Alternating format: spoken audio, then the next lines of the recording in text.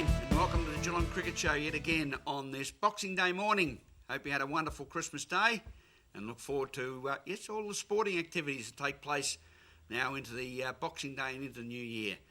Joining us on the table of knowledge this morning, yes, he top scored for Barwon Heads, led them to victory last week in the Geelong Peninsula Cricket Association A-grade competition.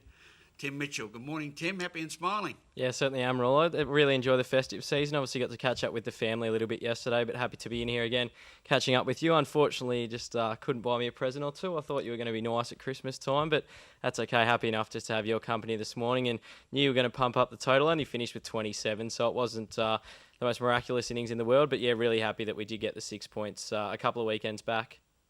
And our special guest this morning from the St.Joseph Cricket Club in the Geelong Cricket Association Division 1. He's been starring with the bat and ball, continued with good form last week and enjoyed his Christmas day with his family yesterday. Daniel Fanning. How are you, Daniel? G'day, Rollo. Thanks very much for joining us. Yeah, no worries. Good to be here. Over the Christmas pud and everything?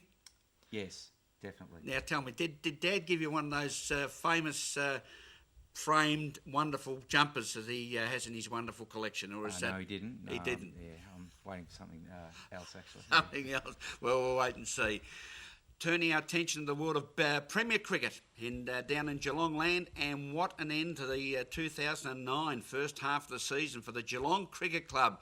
They have finished on top of the ladder in the first 11 competition and second on the club championship, and that followed first, second, thirds and fourths, all having strong wins over Ringwood in the game last Saturday. And first of all to you, Daniel, with your Premier Cricket experience, it's very good to see your former side Geelong in such good form. Yeah, they had a great, I think about 6 weeks. Speaking to a few of the players, they've hardly had a Saturday or a Sunday off, so I think they're ready for a bit of a break, but they've performed magnificently in all 3 different forms of the game, so it's been fantastic. And congratulations to one of your former teammates in Grant Lindsay. He's now joined Cricket Victoria 200 Game Club. Yes, I don't know how many years he's got left in him. He doesn't talk overly positively about his latter years, but I'm sure he can eke out a few more seasons. And he's been a fantastic contributor for Footscray and for Geelong before that, and a couple of games of Victoria as well. So it's definitely much deserved. Good signs, Tim, for the Geelong Cricket Club with Buchanan, Finch, Peake, Shanahan and Elliott all in the top run makers in the total competition. Mark Carson, Jeremy Hart and the Iceman Trent Waller is up there with the ball. Geelong showing some real consistency. Yeah, you're spot on the money there, Graham. There's some fantastic signs for the Cats at the moment. As Daniel said, playing some really fantastic cricket over probably the last 6 or 8 weeks. And I know a couple of months ago we sat here and said that maybe there was some pressure on to perform. Hadn't had the most fantastic start to the season, the Cats. But they've really turned that around, put some silverware away with the 2020 Club Championship and also claiming the 2020 title in the first, which was fantastic to see a few weeks ago as well. So I think as much as they'd be happy and be buoyed by the fact that they have won a couple of trophies, Damien Shanahan will be setting the Cats now, sitting first on the table to make sure that they take out that minor premiership and then build on that from there by taking out the club's first premiership in the first 11, which would be a huge thing for cricket down here in Geelong. It certainly would be, and congratulations to the Geelong Cricket Club, and their journey starts again on the 9th of January when they play Melbourne on the MCG. We'll talk about that in next week's show. Turning our attention to the Geelong Peninsula Cricket Association, and Tim, you top scored when Barwon Heads had their good win, and at the present time Colindina still sit on top of the ladder on 36 points, clear of Anglesey. Do you think it's going to stay that way?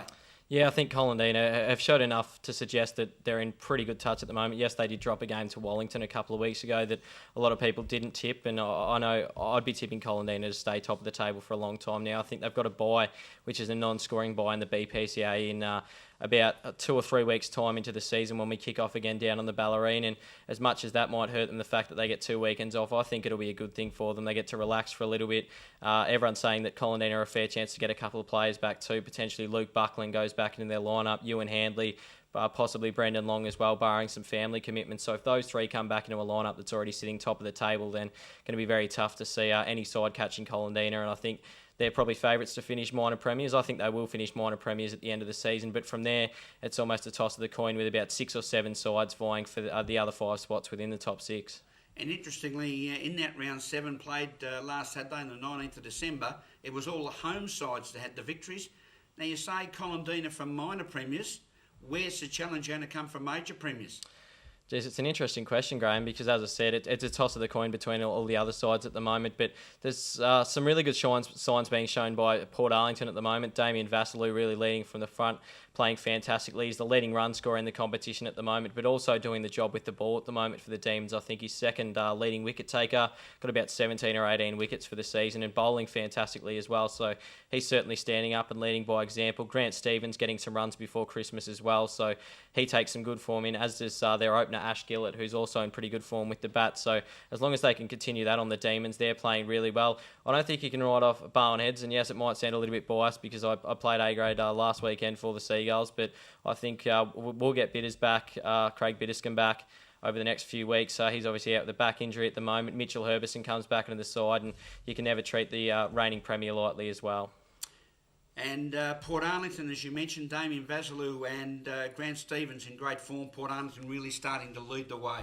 Yeah, they're playing really well at the moment, and I think, as I said, Graham, if there's a number one contender sitting around at the moment, it probably has to be Port Arlington because of the way they are playing at the moment. Their last month has been really solid, and you mentioned those two players. Yeah, they're the ones that are really in form and leading the way at the moment. And Paul McGrath, he hasn't really hit his straps at the moment, but obviously one of the veterans in the Port Arlington side, and if he gets up and going with bat and ball, they're often very hard to stop, Port Arlington. The World of Premier Cricket and Ballaween Peninsula Cricket Association. Lords of Cricket, there she is. We asked the question last week, who was the 200th ranked player on the player list on the Lords of Cricket website, www.lordsofcricket.com? You're not looking close enough.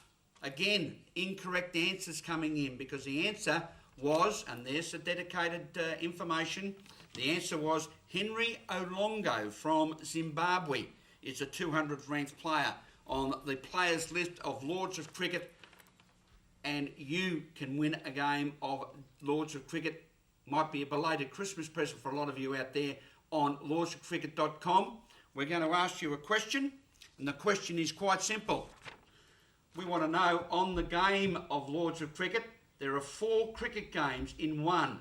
I want to know the name of those 4 cricket games in one included in the Lords of Cricket, and you email your answer into lordsofcricket.com. You go to that website, hit the contact us, and put down the answers of the 4 cricket games that are included in that one Lords of Cricket. We'll take a break on the Geelong Cricket Show and be back to talk with our guest Daniel Fanning after